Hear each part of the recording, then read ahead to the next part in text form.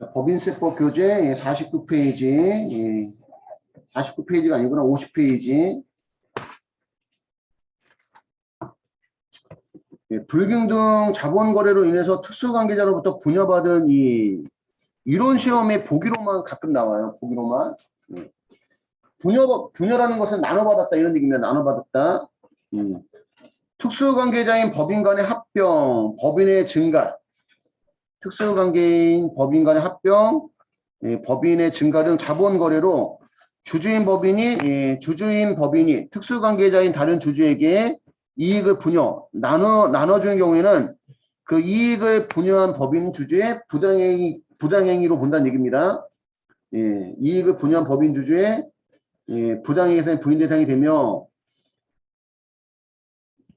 이익을 분여받은 법인 주주에 대해서는 분여받은 이익을 입금에 산입을 해요. 불균등 자본거래로 인해서 특수관계자로부터 분여받은 이익도 입금 항목이다. 특수관계자인 법인 간의 합병, 법인의 증가 등 자본거래로 주주인 법인이 특수관계자인 다른 주주로부터 이익을 나눠받았다면 이익을 분여한 법인 주주가 부당행위 계산 부인 대상이 되고 이익을 분여받은 법인 주주는 분여받은 이익만큼 입금에 산입한다. 이렇게 보시면 되고 외국 자회사의 간접 외국 납부세 얘도 이제 이론 시험에 보기로만 나온다면 내국법인이 외국 자회사로부터 받은 배당 수익 금액에 대응하는 외국 자회사의 외국법인 세액을 외국 납부 세액 공제를 적용받는 경우에 동수입 배당금에 대응하는 외국 자회사의 법인 세액을 입금에 산입합니다. 요거는 10번은 예를 들면 이런 거예요. 우리 소득세법 할 때 이렇게 했었거든. 자, A라는 사람이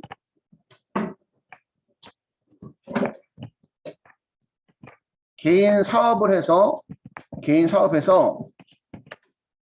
사업소득이 발생하면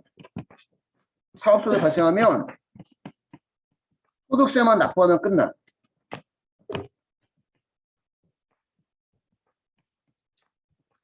A라는 사람이 개인 사업해서 사업소득이 발생하면 소득세만 납부하면 끝납니다. 근데 A라는 사람이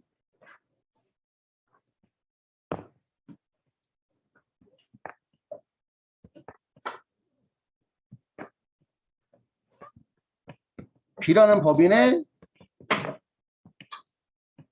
투자를 했어요.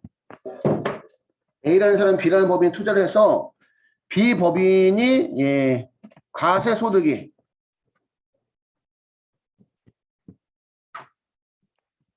과세 대상 소득이 1억 원이 발생했다. 그럼 그 과세 대상 소득 1억 원에 대해서 무슨 세를 납부해야 돼? 무슨 세? 법인세 납부를 해야 되죠. 그지? 근데 가표가 2억 원 이하면 법인세가 10%에서 1,000만 원 납부를 해야 돼요. 그럼 벌어들인 돈 얼마에서? 1억 원에서 법인세 얼마를 빼면? 1,000만 원 빼면 9천만 원 남죠. 9천만 원을 전부 다 A라는 사람한테 이게 단독 주주라고 보고 A라는 사람한테 배당을 줬어. 그럼 A라는 사람은 배당받았기 때문에 배당받은 거에 대해서 또 무슨 소득세를? 배당 소득세를 또 내야 돼요. 소득의 원천은 얼만데? 1억인데, 그지? 1억에 대해서 무슨 세도 내고, 법인세도 내고, 또 무슨 세도 내고, 소득세도 내고, 그지? 그럼 몇 중과세? 이중과세에 문제가 있다는 얘기예요. 그리고 우리 소득세에서는 이중과세 문제 때문에 소득세로만 과세하기 위해서 그럼 법인세 과세하기 전으로 돌아가자. 그래서 여기 이제 뭐가 있어? 기속 법인세가 있지. 법인세를 과세하기 전으로 돌아가서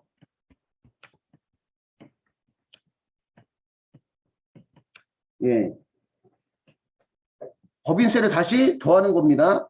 요 귀속법인세는 수익금액의 11%였어요. 11%. 배당금액에, 수익 배당금액에.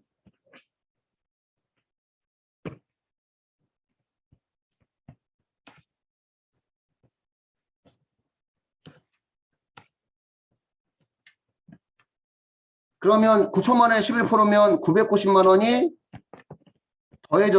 더해져서 배당받기 전 소득으로 정확히 돌아갈 수 없지만 그게 돌아가서 배당 소득을 가산한단 말이야. 그럼 또 뭐가 억울해? 뭐가?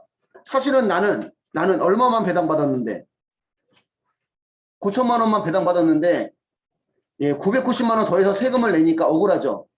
그래도 990만 원에 대해서 또 무슨 세액 공제해줘?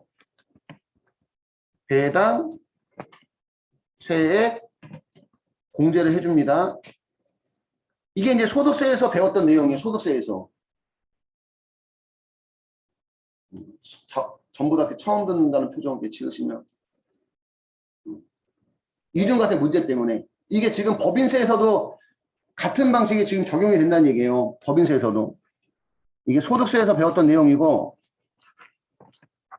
요 내용과 지금 동일한 거란 얘기예요. 결과적으로.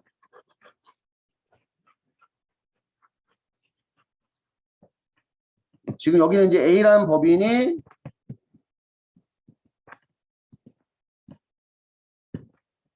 B라는 외국 자회사.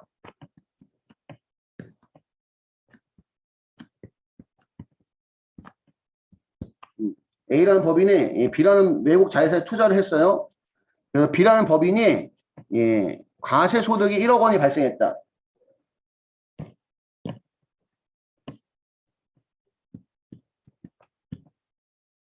(1억 원이) 발생해서 우리 그 외국의 법인세율은 우리나라 세율과 같을까 다를까?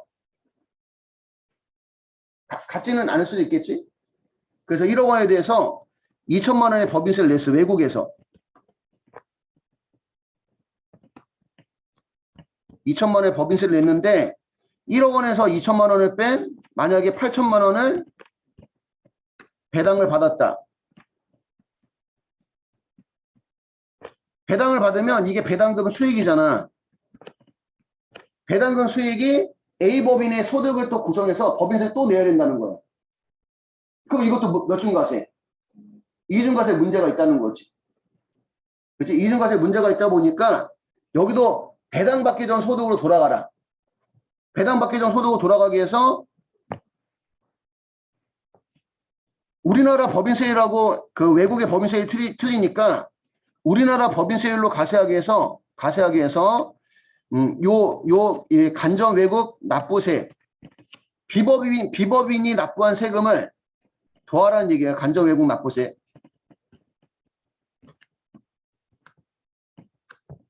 (2천만 원) 더하고 그거를 이제 A법인의 소득에 가산해서 입금에 산입해서 가세하겠다는 얘기지. 그 대신에 얘는 무슨 납부세 공제로? 외국 납부세 공제로 빼주겠다는 거예요.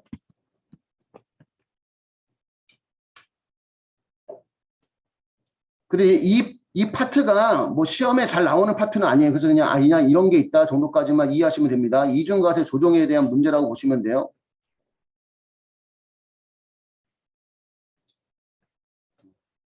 이거는 필기는 생략할게요. 그게 중요한 부분이 아니라서 지금 교재에 나와 있어서 그냥 설명만 드린 거야.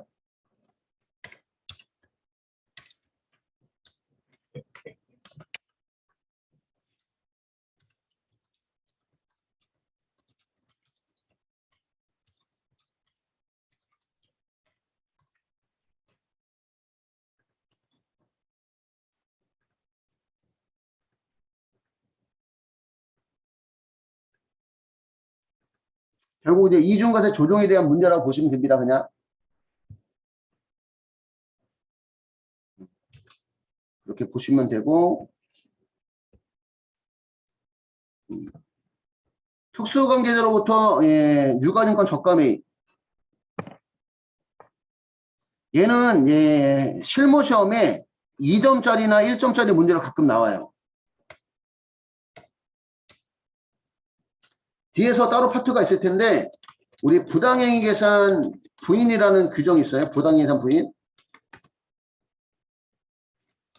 특수관계자로부터 특수관계자와 거래가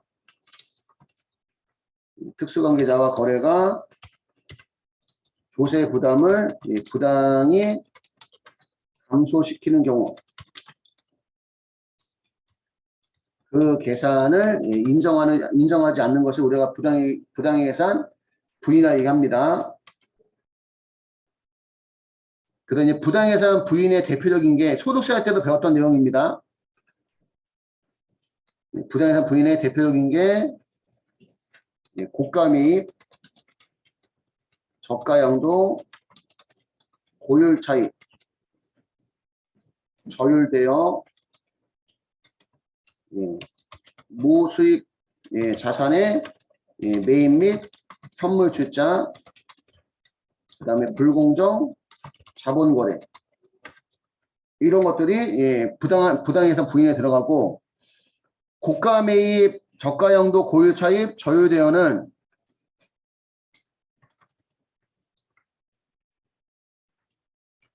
시가와의 차이가 3억 원 이상 또는 5% 이상 차이가 발생하는 것을 시가와의 차이가 3억 원 이상이거나 또는 5% 이상 차이가 발생하는 것을 우리가 부당행위로 봅니다. 자, 고가 매입은 왜 부당할까? 고가 매입은 만약에 기계장치가 1,000만 원짜리인데 2,000만 원에 샀어. 그럼 1,000만 원에 샀으면 내용연수 기간 동안 1,000만 원만 감가상각이 잡힐 텐데 2,000만 원에 샀으면 내용연수 기간 동안 2,000만 원의 감가상각이 잡히니까 비용이 더 커지는 만큼 이익이 줄어들고 이익이 줄어든 만큼 세금을 적게 낼 거 아니야, 그지?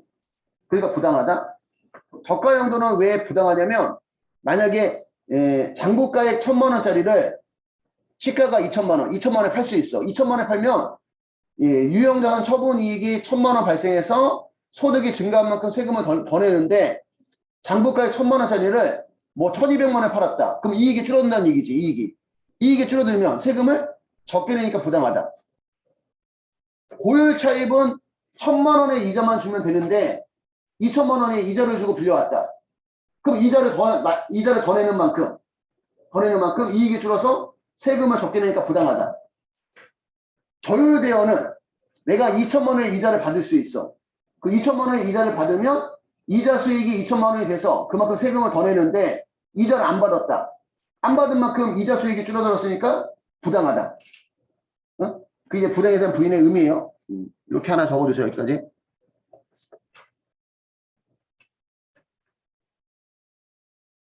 그러면 여러분들 그 저가 매입은 원칙은 부당의 예산 부인 대상이 아니에요. 그지? 저가 매입한 만큼은 결국은 싸게 산 만큼은 나중에 이익이 커지거나 손실이 작아지니까. 싸게 만약에 1,000만 원짜리를 500에 샀다. 그럼 나중에 올랐을 때 이익이 커지거나 손실이 작아지니까 이는 부당행위가 아닙니다. 이해할까요? 무슨 얘기인지? 원칙은 부당이다 부인이 아닌데 예외적으로 특수관계자인 개인 주주로부터, 여기 법인 주주는 해당 안 돼요. 개인 주주만. 개인 주주로부터 유가 증권을 저가 매입하는 경우 시가를 취득원가로 본다. 즉 시가에 미달하게 취득한 금액은, 시가에 미달하는 금액은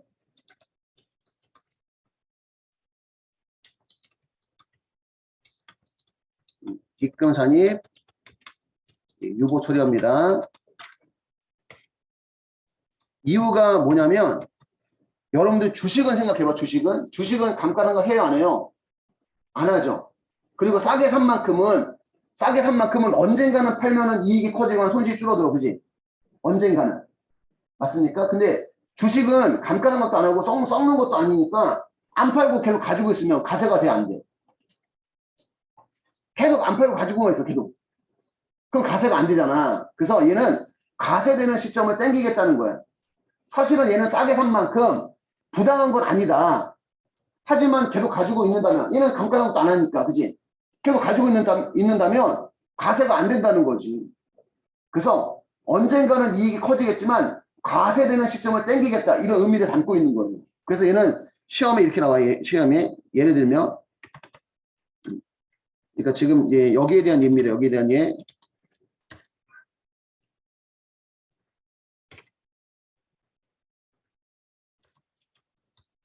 시가 1,000만 원에 유가증권을 개인 주주로부터 600만 원에 취득하고 대금은 현금으로 지급하다. 단 유가증권은 1년 이내에 뭐 처분 목적이다. 1년 이내에 처분 목적이다. 뭐 이런 것도 왜 나올까? 이게 단기 매매 증권이냐, 매도 가는 증권이냐, 이런 것 때문에. 그럼 회사는 어떻게 처리해? 회사는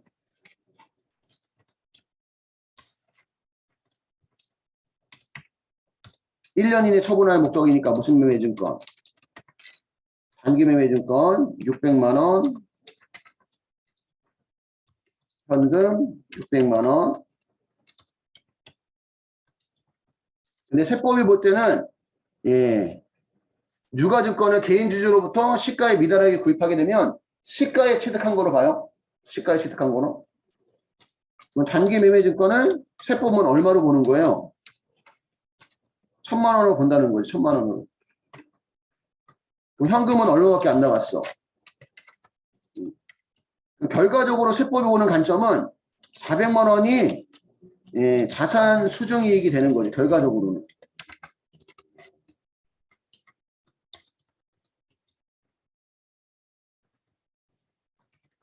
시가에 미달하는 금액을 입금에 산입한다는 얘기는 요만큼을 자산 수중이익으로 본다는 얘기입니다. 그러면 조정이 발생하겠죠.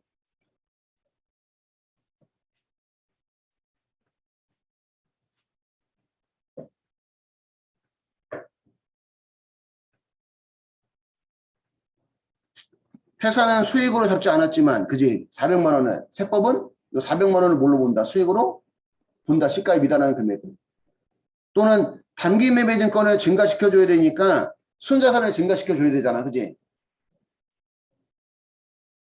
법인세법은 무슨 설에 의해서? 순자산 증가설에 의해서 수익의 증가로 인해서 순자산이 증가하면 입금. 수익의 감소로 인해서 순자산이 감소하면 송금. 단기 매매 증권을 증가시켜줘야 되니까 무슨 산이? 입금산이. 단기 매매 증권 가소계상 400만 원이고, 회사와 세법 간의 자산 차이가 있어요? 없어요? 있죠. 회사와 세법 간의 일시적 자산 부채 차이가 있으면 무조건 뭐야? 소득 처분이 유보나 마이너스 유보예요. 근데 입금 산입이 가산 조정이니까 플러스 유보. 실무 시험에서는 그냥 유보 발생 이렇게 표현하고요. 여기까지 정리 한번 해주시면 되겠습니다.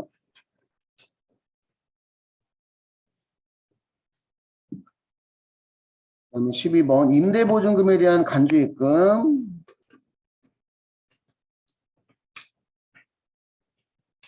임대보증금에 대한 간주입금은 여기 추계결정 경정의 소득금액 계산하는 경우가 있고 추계 이외의 경우가 있는데 보통은 얘가 먼저 나오거든. 얘가 추계 이외의 경우. 여기 추계 이외의 경우가 뭐냐면 일반적인 경우에 일반적인 경우.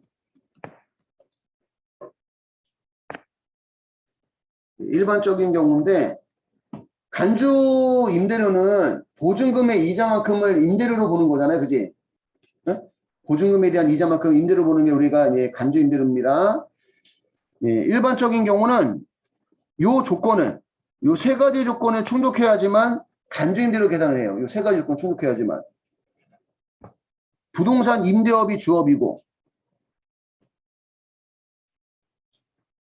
비영리 내국법인을 제외한 내국법인으로서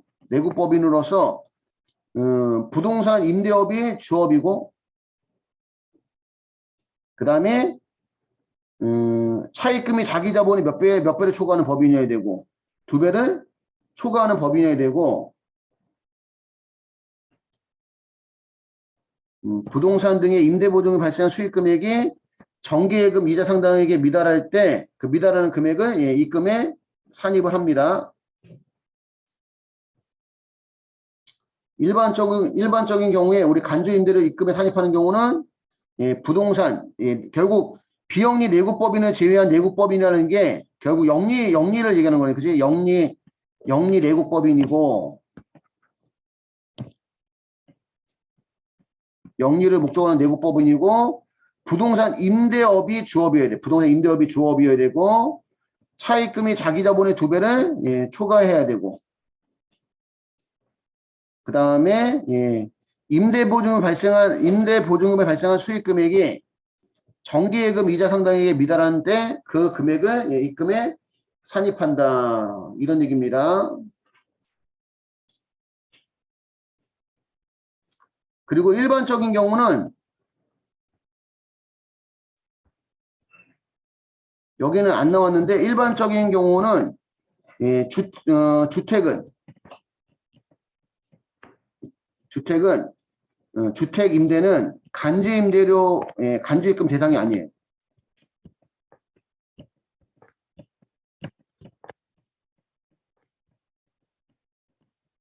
주택은 간주입금 대상이 아닙니다.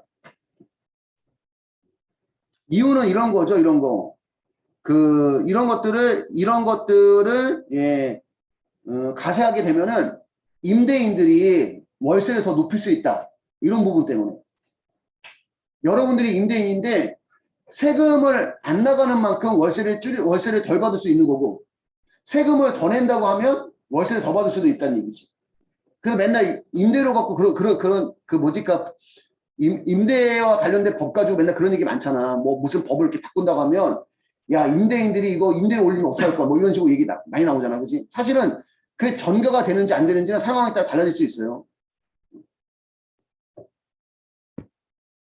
어제 잠깐 네이버 뉴스 보니까 그런 얘기 나오더라고.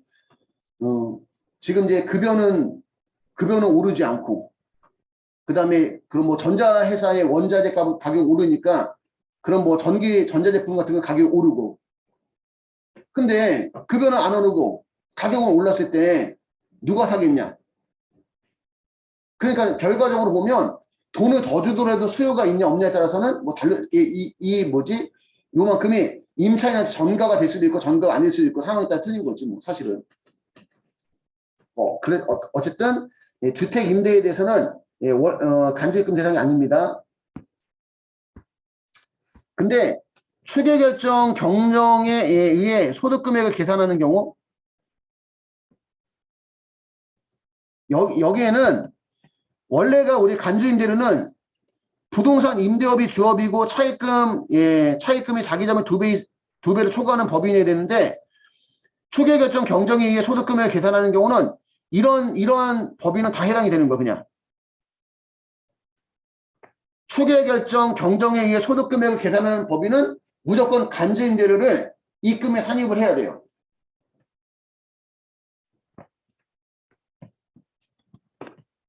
무조건 간주임대료를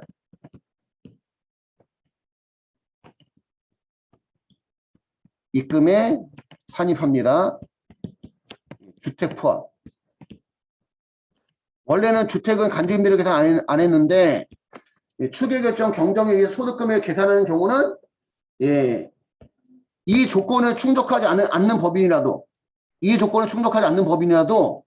요 조건을 충족하면은 무조건 간주임대료 계산해서 입금에 산입을 해야 되고 주택도 간주임대료 계산을 해야 된다. 추계결정이나 경정이라는 것은 장부 작성을 제대로 안 한 거예요. 그지? 장부 기타 증빙 서류가 없거나 미비해서 소득금액 계산할 수 없는 경우에는 소득금액을 추정해서 계산하게 되는데 이것을 우리가 추계라고 하고 이 경우는 임대보증금에 대한 수익금액은 다음과 같이 계산한다 하고 나왔어요. 간주임대료는 당해 사업연도 전세금 또는 임대보증금의 적수 곱하기 365분의 1 곱하기 정기예금 이자율. 고려사항은 요 부분이 시험에 잘 나온다고 보시면 돼요. 잘 나온다? 그렇게 뭐 잘 나오는 건 아닌데 나온다면 요 부분이 주로 나온다. 요 부분이. 추계결정 경정 시에는 간주임대료 계산 시 건설비 상당액 적수와 금융수익을 차감하지 않으며 주택 및 그 부스토지의 임대를 포함하고 윤년의 경우는 365분의 1 대신에 366분의 1을 적용하고 주택도 간주임대로 계산한다는 얘기입니다. 주택도.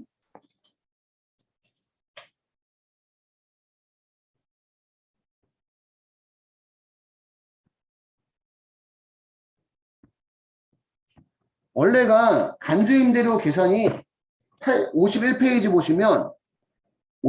보시면 원래 간주임대료 계산 산식은 보증금 등의 적수에서 건설비 상당액의 적수를 빼고 1년 만기 정기예금 이자 여기 지금 현재 1.2%죠. 우리 그 부가가치세법에서 그 부동산 임대에서 간주임대료 계산할 때 1년 만기 정기예금 이자율이 1.2%였어요. 365분의 1로 곱하고 금융수익은 뺀다. 금융수익은 왜 빼냐면 보증금을 은행에 넣어놨더니 이자가 발생하더라. 그 이자가 발생하면 이자 수익으로 당기순이익에 가산이 돼서 그만큼 소득이 이미 증가했잖아. 근데 보증금에 대한 이자만큼 또 계산해서 또 가세를 한다고 치면 이것도 몇 중과세 문제가 있는 거야. 이중과세 문제가 있는 거지. 은행에 보증금을 넣어놔서 이자가 발생한 것을 이자 수익 계상해서 당기순이익에 이미 집어넣는데 간주임대로 계산해서 또 가세한다고 치면 이중과세 문제가 있기 때문에 여기서는 그래서 금융수익은 차감한다는 얘기입니다. 차감한다.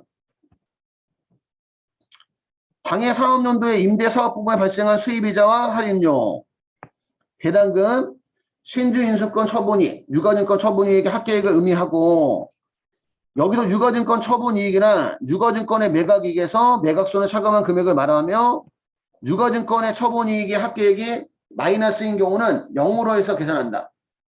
그래서 여기서 얘기하는 금융수익은 은행에 넣어놔서 발생하는 이자뿐만 아니라 보증금을 주식에 투자했다는 거죠. 보증금을 주식에 투자해서 유가증권 처분이익이 발생하면 그것도 보증금에 발생한 금융수익으로 본다는 얘기입니다. 근데 주식 투자에서 마이너스가 나왔다면 그런 경우는 금융수익을 0원으로 본다는 거지. 0원으로.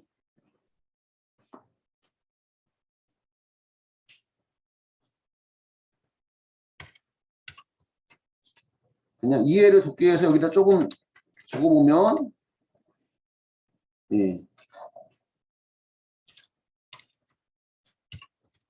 법인세법상 간주 임대료 입금산입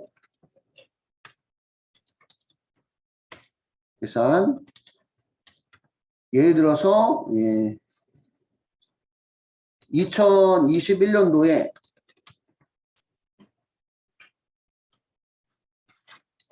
7월 1일에 건물을 2억에 취득했어요.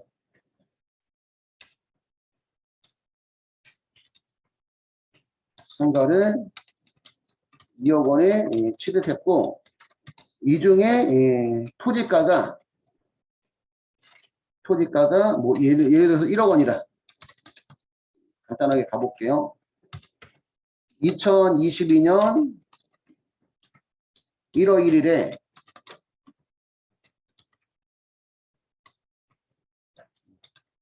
건물을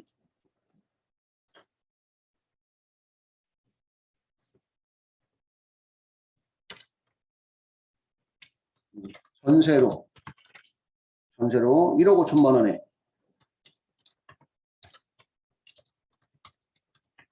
임대를 제공하고 월세는 0원으로 한다.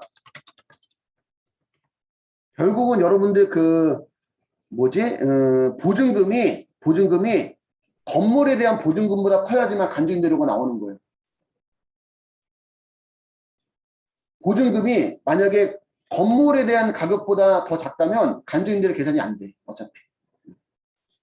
요거는 하고 그 다음에 보증금에서 발생한 금융수익은 30만 원이다. 20만 원, 20만 원. 10만 원.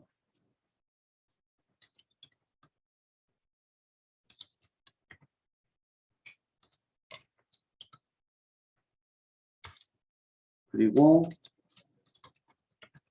본 문제에 한해서 간주임대료 대상 법인으로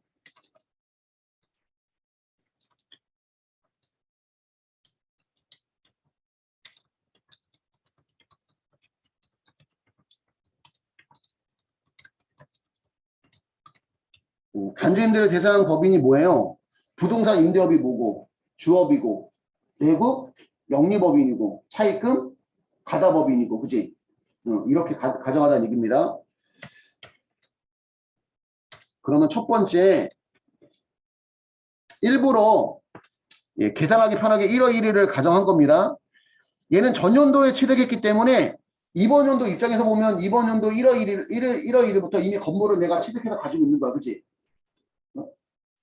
이게 취득한 시점부터 적수 계산하는 거거든 따지면 건설비 상당액이.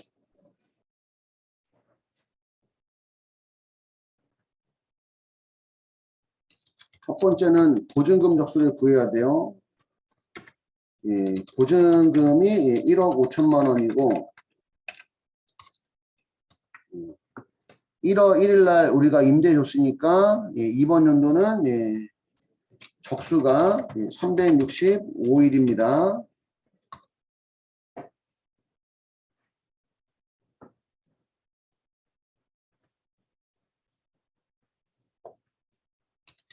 적수는 쌓여있는 날짜를 얘기하는 거예요. 쌓여있는 날짜. 그래서 1억 5천만 원에 365일을 곱하면 547억 5천. 5천만 원이 보증금 적수고 건설비 적수도 건물도 이번 연도 전에 이미 취득했기 때문에 건물의 취득가액 그러니까 전체 금액에서 토지가를 제외한 걸 건물의 취득가액으로 봅니다. 그러니까 2억 원에 상가를 샀는데 토지가가 얼마가 포함되어 있으니까 1억 원 포함되어 있으니까 건물의 취득가는 1억 원이 되겠지. 얘도 이번 연도 전에 취득했으니까 적수는 365일. 적수의 개념을 이해하라고 지금 설명을 드리는 거예요. 1억 원에 365일 하면 365억 원이 됩니다.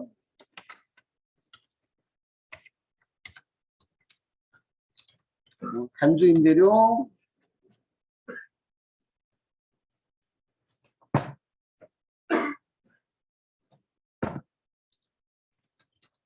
간주입금 계산은 보증금 적수 547억 5천만 원에서 건설비 적수 365억 원을 빼요.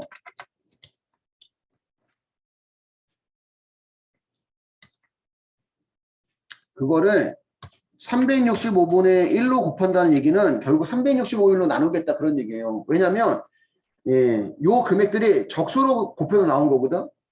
적수로 곱해서 365일 곱해서 나온 금액이다 보니까 365일로 나눕니다. 물론 여기가 30일밖에 안 된다고 하더라도 만약에 나누는 건 365일로 나눠져요. 그러니까 적수 계산하는 이유는 모든 돈을 그러니까 모든 돈을 1월 1일에 받거나 1월 1일에 빌려주거나 그런 거는 아니기 때문에 그래. 해당하는 일수만큼의 임대료나 일수만큼의 이자를 계산하기 위한 방법이 적수 계산이라고 이해하시면 돼요. 그래서 365일로 나누는 거는 1월 1일 날 빌려줬다고 하면 또 1월 1일 날 우리가 보증금을 받았다고 치면 그 금액을 계산하려고 하는 거예요. 따지면. 근데 일부러 여기는 계산은 그냥 365일로 한 것뿐이고 좀 편리하게. 그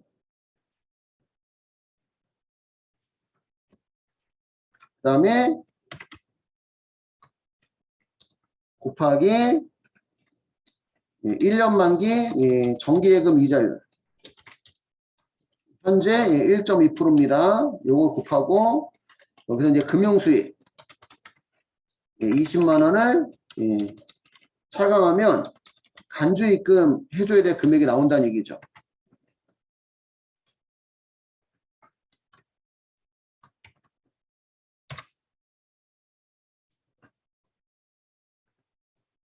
그럼 547억 5천만 원에서 365억 원을 빼주면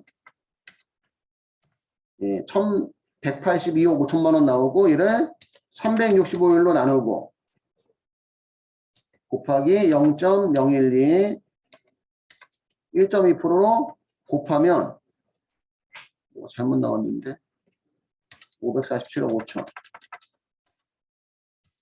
365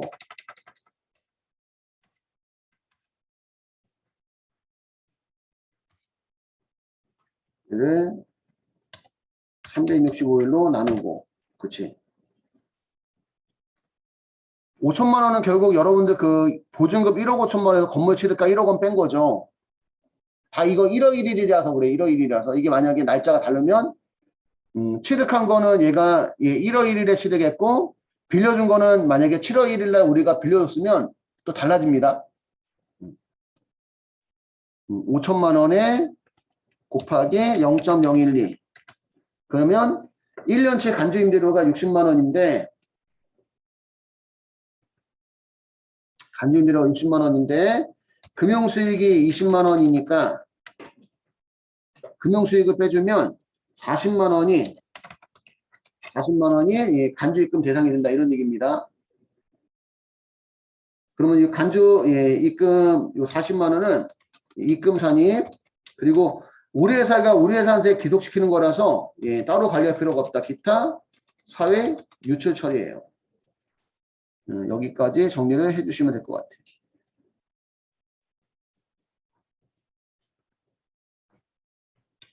여기는 지금 뭐 결과적으로 얘기하면 일반적인 경우에 일반적인 경우 근데 이것도 쓴 이유가 있는데 이론 시험에 가끔 나오는 게 뭐냐면 여러분 그 추계 결정 및 추계 경정하는 경우는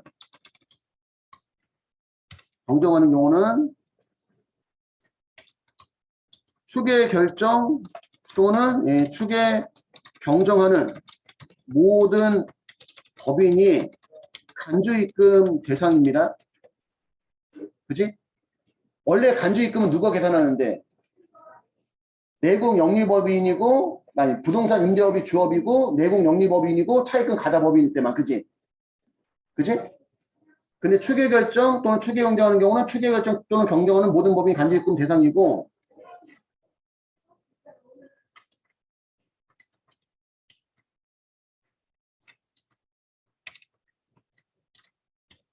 간주입금 대상이고 주택도 포함해서 계산을 해줘야 되고 두 번째는 건설비 적수와 그 다음에 금융수익은 차감하지 않는다. 일반적인 경우는 건설비 적수 차감하고 금융수익도 차감하잖아. 그지? 근데 추계결정 및 추계경정하는 경우는 건설비 적수도 안 빼주고 금융수익도 안 빼줘요. 요런 것들이 이론 시험에 가끔 나온다는 얘기예요. 요런 것들. 이렇게 정리를 해주시면 될 것 같아요.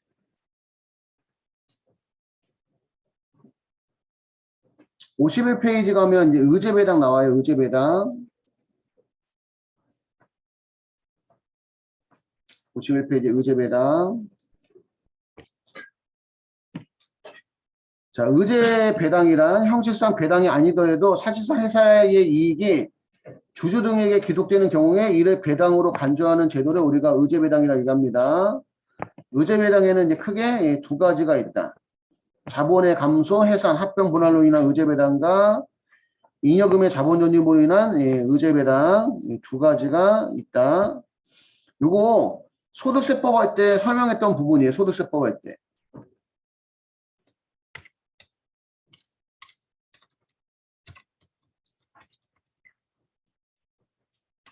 먼저 저부터 얘기할까? 실질배당. 실질배당은 여러분들 실질배당은 결국은 여러분 현금배당 얘기하는 거예요. 현금배당.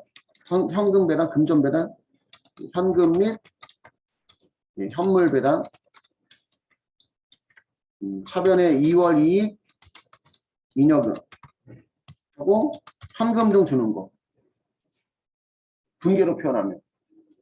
이거는 가끔은 헷갈릴까 그러는데 여러분들은 개인이잖아, 그지? 개인은 회계 처리해 안 해? 안 하죠, 일반적으로는. 그지? 그러니까 이거는 지금 배당금 주는 사람의 회계 처리를 보여주는 거야, 지금. 배당금 주는 사람의 입장에. 자, 의제배당은 의제배당의 여러분 이제 순서를 좀 바꾸면 의제배당은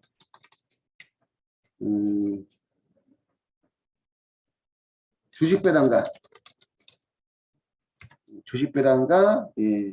무상증자가 있습니다. 주식배당과 무상증자.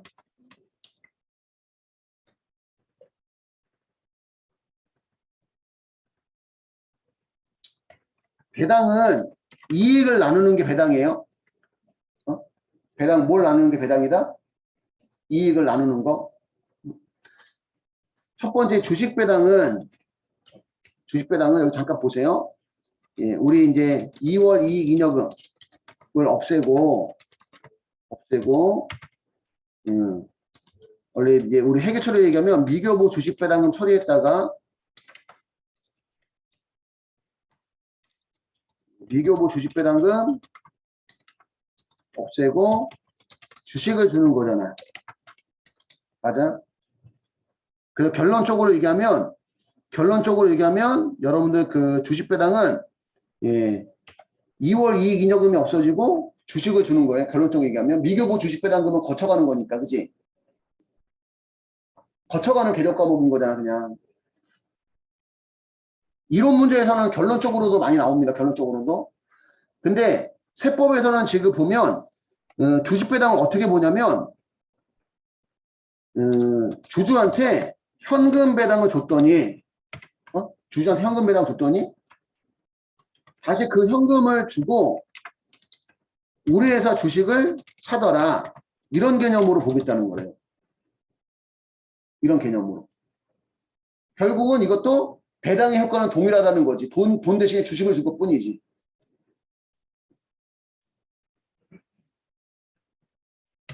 어쨌든 이 주식 배당도 실질적인 배당은 아니지만 배당의 효과가 있기 때문에 얘도 의제 배당으로 가세를 합니다. 받은 사람 입장에서 이건 지금 주는 사람 회계 처리 해본 거고 받은 사람 입장에서 그 다음에 우리 무상증자. 무상증자는 두 가지가 있어요. 무상증자는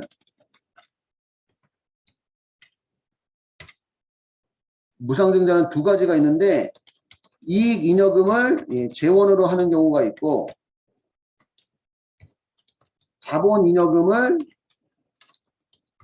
재원으로 하는 경우가 있어요. 자, 이익 잉여금을 재원으로 한다는 게 뭐냐면 이런 얘기입니다. 이익 잉여금을 가지고 이익준비금에 적립을 했어. 그 전에 이익 잉여금을 가지고 이익준비금 적립을 했는데 이익준비금을 없애고 이걸 자본에 전입한 거야. 자본에 전입하면 자본금이 되겠죠.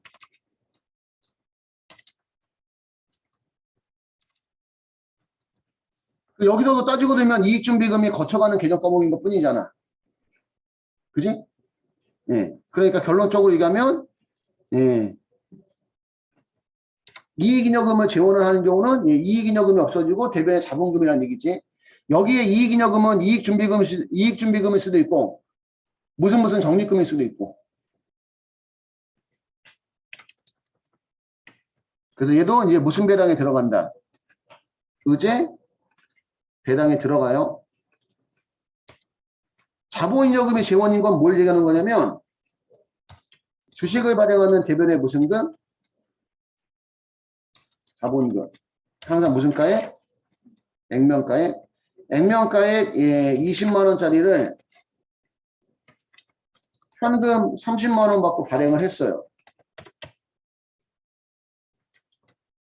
그럼 대변에 무슨 발행 초과금인데? 주식 발행 초과금인데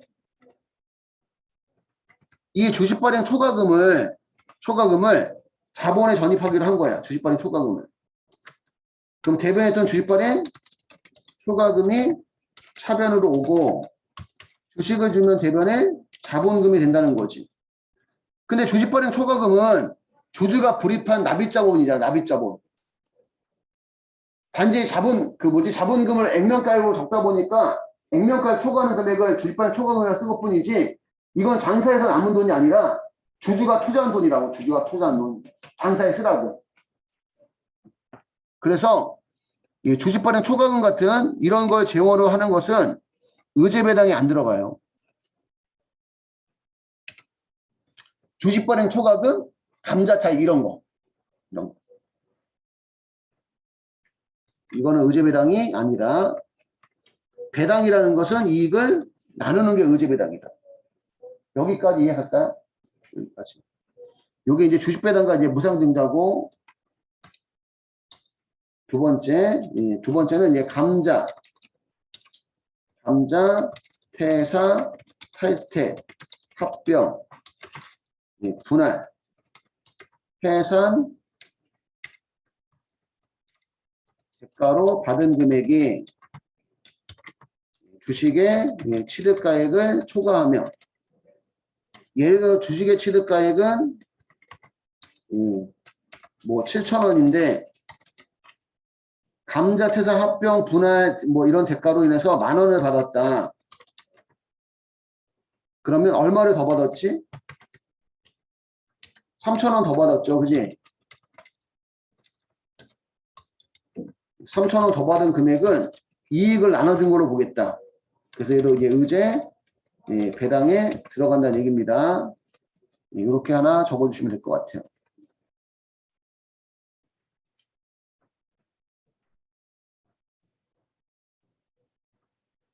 근데 이제 그 자기 주식 소각 이익이라는 게 있어요.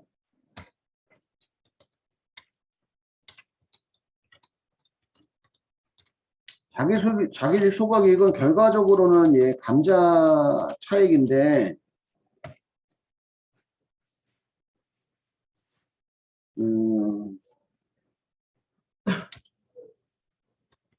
예를 들면 이런 얘기죠. 자기 주식을 사왔어. 10,000원 주고. 현금 10,000원.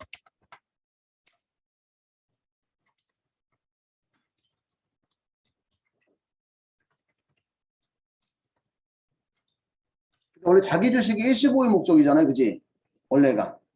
일시보유 목적입니다. 원래가. 그래서 일시보유 목적이었는데 이걸 이제 없애기로 했다는 거지. 그러면 차변의 자본금이고 액면가액은 뭐 5,000원에 칠게요. 5,000원. 5,000원짜리 하면 안 되는구나. 소각 이익이 나와야 되니까. 액면가액은 15,000원짜리인데 자기 주식을 얼마 주고 사왔으니까 10,000원 주고 사왔던 거라서 5,000원만큼 무슨 차익이? 감자 차익이 나오는데 이 자기 주식을 소각해서 생긴 이 차익을 법인세법에서는 자기 주식 소각이 이렇게 표현한다는 얘기야 지금. 감자는 감자인데 처음부터 감자였던 게 아니라 처음에 일시보유 목적으로 무슨 주식 사왔다가 자기 주식 사왔다가 자기 주식을 소각해서 발생한 감자 차익을 법인세법에서는 뭐라고? 자기 주식 소각 이익이라고 표현하고 있다는 얘기예요. 이해갈까요? 이해? 그래서 자기 주식 소각 이익은 원칙은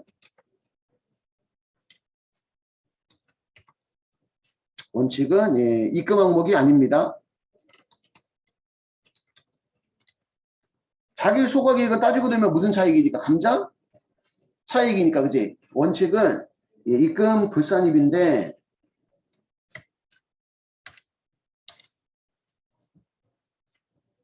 수익으로 보지 않는데 예외적으로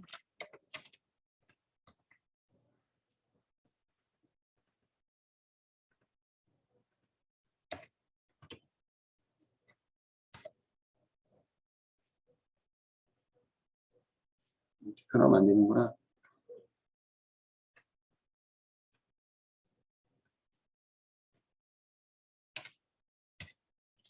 위에는 자기 소각이익이 뭔지를 먼저 설명했고, 자기 주식 소각이익을 자본에 전입한 경우. 자본에 전입한 거 우리가 무슨 증자라고 표현하지 지금? 돈 받고 자본금을 늘렸으면 예, 유상증자, 돈 안 받고 자본금을 늘렸으면 무상증자, 자본에 전입을 했다. 근데 얘는 원칙은 의제배당이 아닙니다. 자기 소각이익이 원래는 무슨 차익이기 때문에 감자차익. 감자차익은 자본이익금이잖아, 그지?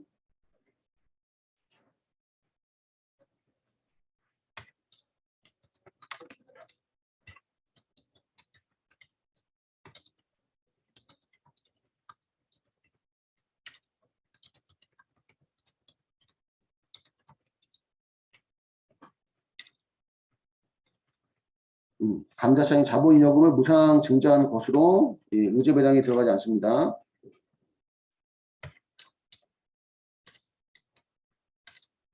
이게 이제 이론 시험에 가끔 나오는데 예외적으로 예, 의제 예, 다음에 해당하는 경우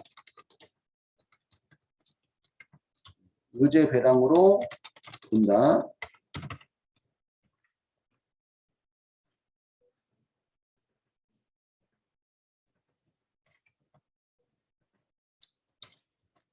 자기 주식 소각 당시 자기 주식의 시가가 취득가액을 초과하는 경우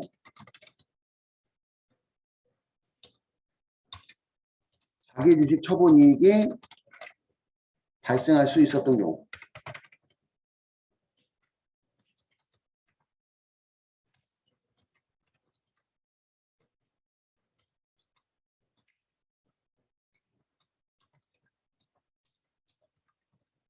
그냥 소각하지 않고 처분했으면 자기주식 처분이익이 나온단 말이에요. 자기주식 처분이익은 법인세법에서는 수익으로 본단 말이에요.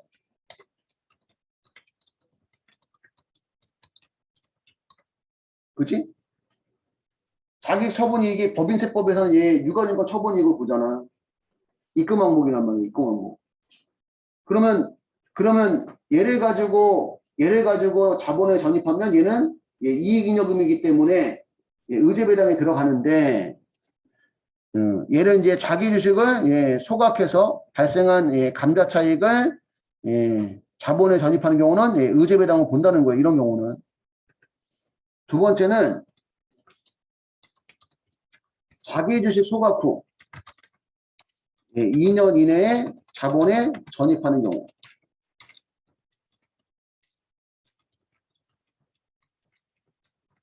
이 경우는 자기 주식 소각 당시 시가가 취득가액을 초과하는지 여부를 따지지 않습니다.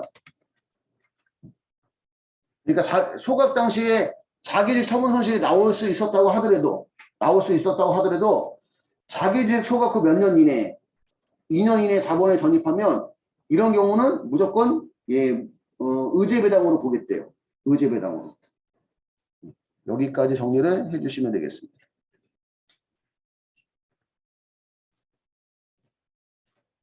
페이지 52페이지 52페이지 의제배당의 기록식이 소득세법 할 때 나왔던 부분이에요. 의제배당 기록식이. 자본의 감소나 감자 등으로 인한 의제배당은 주식의 소각 또는 자본금의 감소를 결의한 날 이런 것들은 소득세 이론 문제나 법인세 이론 문제로 종종 나옵니다. 의제배당 기록 시기는 자본금의 감소나 감자 등으로 인한 의제배당은 주주총회에서 주식의 소각이나 자본금의 감소를 결의한 날 잉여금의 자본 전입으로 인한 의제배당은 잉여금의 자본 전입을 결의한 날 해산으로 인한 의제배당은 자녀재산가의 합정일 합병이나 분할로 인한 의제배당은 합병득가의 분할득가에 그래서 얘가 잘 나온다고 했죠. 얘가 앞에서 보시면 자본금의 감소나 감자는 뭐 주식의 소각 결의에 자본금의 결의, 자본금의 감소 결의, 잉여금의 자본 전입으로 인한 경우는 잉여금의 자본 전입에, 합병으로 인한 경우는 합병 등기, 분할로 인한 경우 분할 등기, 그렇게 들어가는데, 그지? 해산은 자녀재단가의 합정일이지 해산 등기는 아니라는 얘기입니다. 해산 등기, 그치? 그래서 이게 좀 더 잘 나온다. 여기까지 해서 일단은 입금 항목이 끝났습니다.